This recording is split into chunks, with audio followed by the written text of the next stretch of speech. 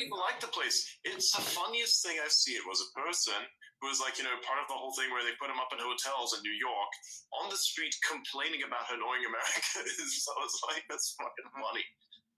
Wow. They complain about it's too cold, how their food doesn't taste very good. Like if you go to, you see the ones in Italy, right? There's a lot of fucking migrants there, right? All the boat people. And all they do is complain all day. All they do is protest all day, complaining about how, the food that they're getting 3 times a day, by the way, it's just not good enough. It's tasteless. And like the Gaza refugees in fucking Malaysia. Yeah, I saw that. Yeah, they had a little rioting in the hospital. That was made for like, hey man, what are you doing there, bro? Why would you? It's too cramped. I mean, you got alternatives. Clearly, do not, and this is the best they can do. Clearly, they do. They're giving you this like on demand. So it's like, okay. They want the German experience. They should have gone to Germany. Yeah. What a fucking mess, man. What a fucking mess. Yeah. There's a reason, places like where I live right now, and forever. Bro, it's all a fucking disaster, honestly. Yeah, it's like, where are we going to put these people?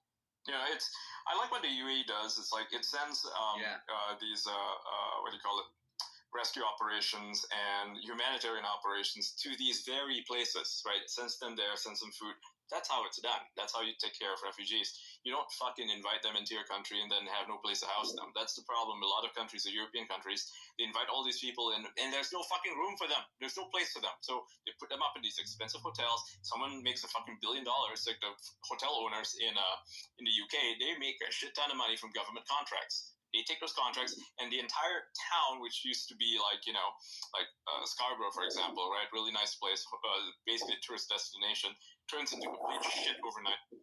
In Ireland, it's even worse because the government moves them into these small towns where people didn't even consent to having them live there.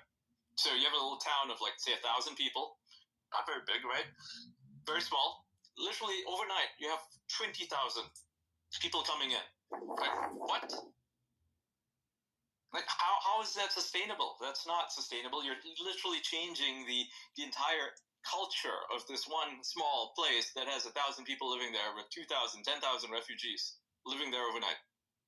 And that's why you see, a lot of, like, these roads are being blocked by the people living there. They're so pissed off that the government is forcing it onto them. And the only reason they're doing this is because the Irish government made a deal with the EU to take in refugees. These are people who landed fresh off the boat in Spain and in, which, by the way, is being funded by the Spanish government, of all things, because they're nuts. They're insane. They're funding them to come in, and they won't send them back when they could easily